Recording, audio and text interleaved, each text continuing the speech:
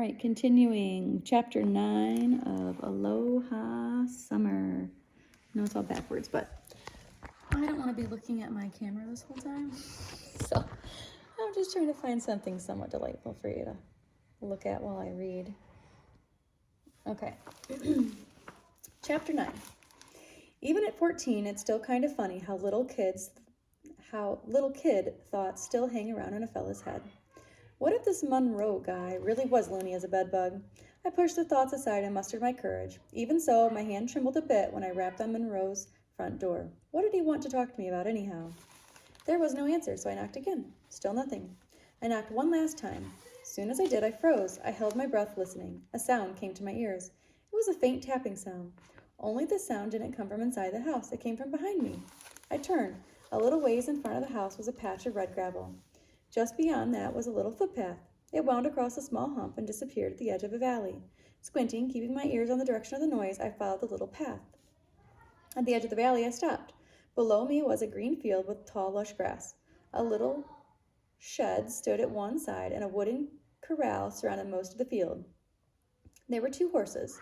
The sorrel that Carol gave me grazed out in the middle of the pasture. The other, a white horse, stood not far from the shed. I could see a man on the other side of the fence. The man was short and pudgy. The white horse kept leaning over the fence to nuzzle him. I couldn't help but notice that the man's hair was almost the same color as the horse. He glanced up when I got near. With a smile, he nodded at the end of the board he was hammering on. "Latch onto that board there, son." I got hold of the board and lifted. When it was in the right spot, he drove a nail through it and into a post. Then he came down and pounded a couple of nails into the end I was holding. Once that was done, he set the hammer on top of the fence post and offered his hand. "I'm George Monroe," he smiled. "You must be John Priddle." I shook his hand. I couldn't help smiling back at his pleasant grin. "Yes, sir." "Pleasure to meet you, John. Been meaning to speak with you, but never found the time before. I'm a bit curious about something." "What's that?" I asked. "Ginger," he nodded toward the sorrel horse in the middle of the pasture. "She's a right fine little mare, but in the time you've been here, you haven't been once to come by and see her, much less ride her. I was just curious as to why." It was a little hard to explain how I felt and why I hadn't been over to see the horse, but Mr. Monroe seemed easy to talk to. We walked around the outside of the pasture, fixing loose boards and just visiting. Before long, I felt as easy as if he was an old friend. I explained how guilty I felt about taking the girl's horse and how rotten it was that she had to walk all the way to school. I told him how I loved horses, but just didn't feel right about riding Ginger and didn't know what to do. "I can understand how you feel," he admitted. "Giving a gift when someone expresses appreciation is an old custom of the Hawaiian people. A gift as extravagant as a horse is a mite much. I found out that Kalola had insulted a visitor to their home and—" "Excuse me, sir," I interrupted. "Who's who?"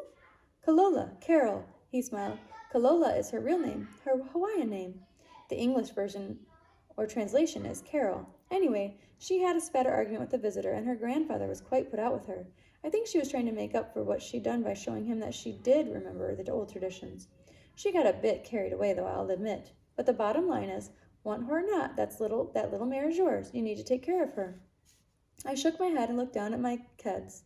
"I'm sorry, Mr. Monroe. I've been meaning to start on a pen for her. I sure as heck didn't plan to leave her stuck on you. It's just feeling guilty and all about taking her from Carol. Well, pushing it out of my mind was about the only thing I could do. I just didn't even think about it, but I'll start on my own pen."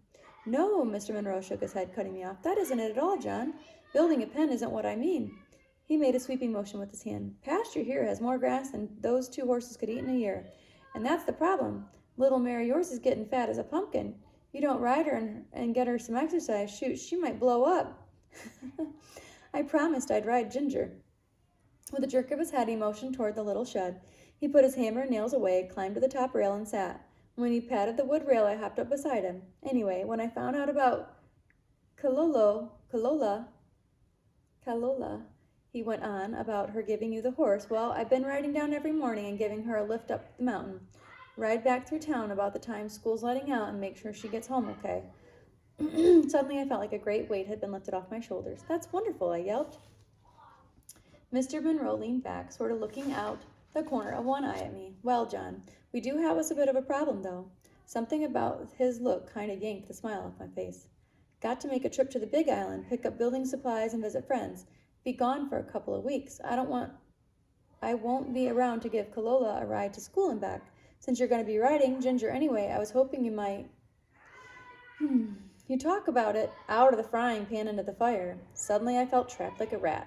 If Mr. Monroe was crazy, it was what Grandma would call crazy like a fox. That meant somebody who acted loony as a bedbug but was downright smart. First off, he got me to promise I'd ride the horse. The next thing, before I even knew what was happening to me, yep, trapped like a rat. But, I stammered, she's a girl. Mr. Monroe's mouth kind of dropped open. His forehead scrunched down as he studied me. Then a sly little smile curved the corners of his mouth. What are you, John, 13, 14? I'm 14. His eyes kind of rolled up toward the sky. Well, your feelings about girls will change soon enough, I suspect. He seemed to be talking more to himself than to me. In the meantime, I considered a personal favor if you'd... But she's a girl, I whined, cutting him off once more. 2 whole weeks? A girl. She's sure enough a girl, he nodded. But even girls are human beings. Try to look at it more as doing a favor for a friend. Another human being. Chapter 10. When Daddy and I were alone in the living room, I asked him if he'd wake me up in the morning when he left for work. I didn't want to say one single word to anybody about it, but after considerable thought, I realized I hardly ever got up on my own. So, knowing Daddy usually left an hour or so before Mama got me up for school. When he wanted to know why, I told him about talking to Mr. Monroe and how my new horse was getting fat and needed exercise. I told him I'd ride her an hour before school and an hour after. I didn't lie to him. I just didn't tell him everything.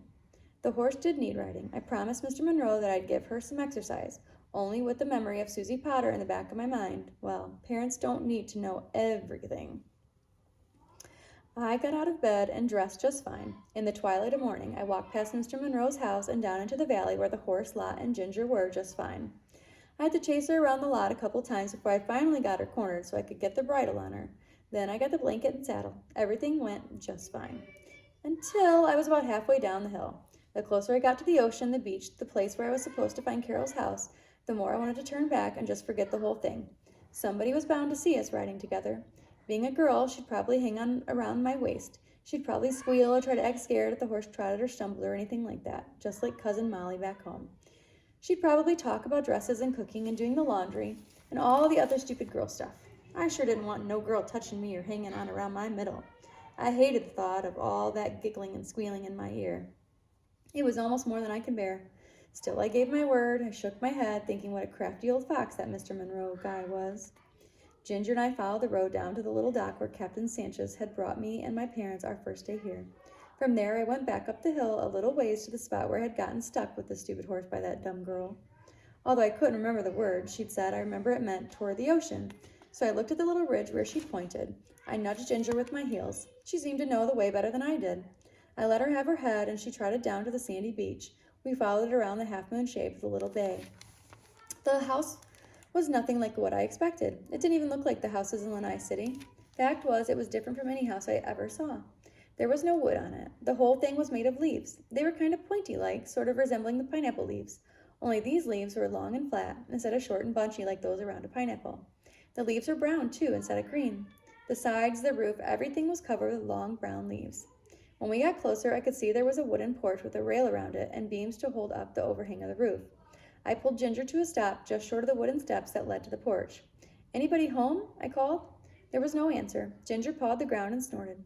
"Carol? You in there? Anybody in there?" I leaned down alongside Ginger's neck. There was a big room, sort of a living room thing. On the left side was an old and weathered table with 4 chairs around it. I couldn't see what was on the right. Behind that room, there were 2 other rooms, only I couldn't see inside because there was a blanket hanging in the front of each, sort of like a door. That was it. That was the whole entire house. 1 big room and 2 little ones. "Hello," I called as loud as I could. "Aloha," a voice called back. It was faint and distant. I couldn't tell where it came from. I held my breath listening, waited for the voice to come again. "Aloha," the voice came from someplace behind the shack. I tugged on the reins and moved Ginger around the side of the little grass cabin. There was a field behind the house. It was low and flat, and the plants that grew there had these huge leaves that were bigger than both of my hands put together. At the far end of the field was an old man. Even from this distance, I could tell he was old. He wore nothing but khaki pants rolled up to his knees. Probably old as the island itself, the man was wrinkled and frail. Folds of skin hung loose where once strong muscles had bulged. As I rode closer, I could see the brown skin of his face. It was craggy and cracked like old boot leather, and his calloused hands looked as rough as the lava rock that covered Lanai. My name's John Priddle, I announced. I come to see if Carol wanted a ride to school. Are you her grandpa? The old man's brow furrowed. He frowned for just an instant, then smiled. I am Kalola's Makua, Kalola's parent. I am Makali, Pupuai. He reached up and shook my hand. Come inside and join me for some poi. Rest, drink. Without being too obvious, I kind of wiggled my hand from his grasp and cleared my throat. I'd really like to, but I got to get to school. Is Carol here? The old man sighed and cast his eyes from mine. My child is most impatient and always hoo-hoo. He glanced up at me. Hoo-hoo mean mad or angry, he explained. George Munro tell her John Priddle not too happy, but come for her. Kalola say John Priddle like all other heole and not keep word. I am most ashamed for her. She already start to school. I frowned down at him and shook my head. I didn't see her on the road. How long ago? She take path Mauka. Huh? Excuse me, what did you say? The old man gave a sheepish smile. Path there, he pointed toward the mountain. It is shortcut. Maybe I can catch her. You sure you not stay to rest a moment? Eat something, maybe a drink? I smiled back over my shoulder at him. Thanks, but no thanks. I gave my word to Mr. Munro that I'd fetch her up the hill, and that's what I aim to do. Sometimes other folks make it right hard on a fellow to keep his word. I'm going to go ahead and read chapter 11 because that was really fast. Ginger knew the trail. She went straight to it, and we made pretty good time trotting up the hill toward Lanai City. Still, Carol was nearly halfway to school before we caught up to her. We topped a little ridge and spotted her on a flat stretch about 50 yards ahead. Hey, Carol, I called. Wait up. She stopped. Her long black hair whipped around her shoulders when she spun to look back. She paused for only a second, then turned and started walking again. I dug my heels into the little mare's sides, and we galloped to get beside her. Wait up, I repeated. I'm supposed to give you a ride to school. There is no need, she said without glancing up. We Kamaina do just fine without you Haoles. What? I frowned at the back of her head. She ignored me and kept walking. What did you say? Still nothing but the back of her head. I kicked Ginger. She leaped so quickly that I had to hang on to the saddle horn to keep from sliding over her rump. I figured the girl would stop with us blocking her path. Instead, she just moved to the side and kept walking. Again, I kicked Ginger. This time, when we got in front of her, I jumped down. I kind of held my arms out, blocking Carol's path like I would a wild heifer and the calf pen back home. I didn't understand a word you said. I moved from side to stop her. Her brown eyes seemed almost black when she glared at me. I don't know what you got your feathers so ruffled about, neither. All I done was come to give you a ride to school. I promised Mr. Monroe I would. Didn't he tell you I was coming? He told me, but he also told me you were not too happy. Her eyes tightened to tiny slits. You did not want to. I shrugged. Well, I wasn't jumping for joy, if that's what you mean, but, well, I'm here, and you're here, and the horse is here, so... Heole not like Hawaiian. Two Heole Hawaiians are worse than Kanaka. Heole are all alike. We were quite a ways from the path. Even so, she started around me again. I grabbed her arm. Look, I growled. I'm getting a little tired of all this name-calling. What's all this holy stuff you keep calling me? Her angry scowl softened. For just a second, I thought she might even smile. Instead, she tried to yank her arm from my grasp. I squeezed tighter, and she winced. Heole means white guy. There was something about the way she said white guy that made the word sound more like cow patty or dirt ball instead of white guy. I didn't like the sound of it. Not at all. I'm not a white guy. I hesitated a moment, then glanced down at my pale hand against her bronze arm. Okay, so maybe I am white, but I'm not. I let go of her arm and folded my arms. Okay, so I'm white, but what's that got to do with anything? Her mouth kind of opened a bit like she was fixing to say something. Then with a sigh, she moved off toward the path. I trotted behind her. Look, I don't know what this holy stuff or white guy and Hawaiian stuff is all about. The reason I wasn't too crazy about giving you a ride was because... She stopped and turned to look at me. Well, it's because I don't know what it was, but it seemed like every time Carol looked at me, I had trouble getting words out of my face. Okay, look, I started over. One time when I was in second grade, there was this girl named Susie Potter. She and I, well, mostly she, but anyhow, despite all my sputtering, Carol listened while I told about my experiences with girls. Their expressions seemed to soften, but I could tell she didn't trust me, not altogether. Finally, she gave a little shrug and halfway smiled at me. I will accept your offer to ride with you. We will put Ginger in Mr. Monroe's lot. It is away from town, so no one will see us. I will wait until you leave, then I will walk to school alone. When school is done, we will walk separate paths. I will wait with Ginger until you come. No one will know. We had made our way back to the trail. Carol motioned to the saddle and held the reins while I got on. She gave the horse a loving pat on her nose, then handed me the reins and backed up a couple of steps. And if being a girl is what really troubles you, she said as she reached up her hand to me, I will not be a girl while I am with you. With that, she grabbed my forearm. I pulled and she gave a little leap. Light as a feather, she landed behind the saddle. I was impressed. Carol didn't wrap herself around my middle either. She went on to the cantle. She held on to the cantle.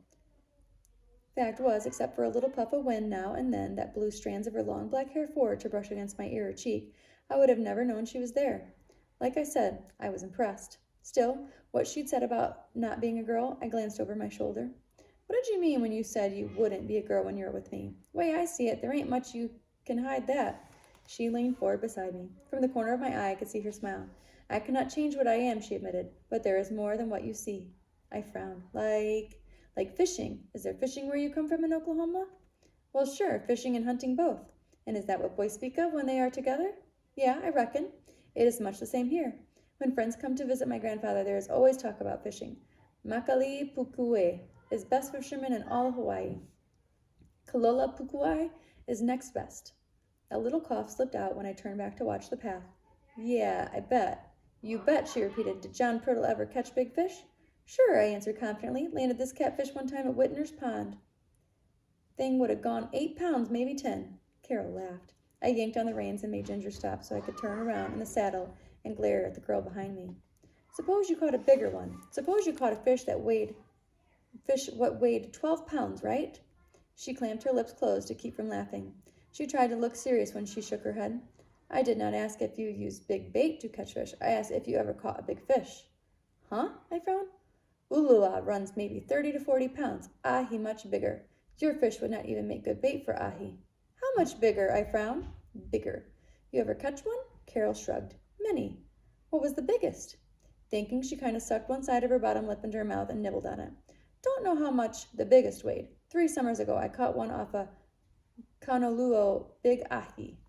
Good fighter. Dragged us almost to Lanai town before we got him in the boat. Grandfather said that since we were so close to the docks, we might as well go weigh him. And, Carol shrugged, good fish. Scales at Lahaina town said 186 pounds. Ooh.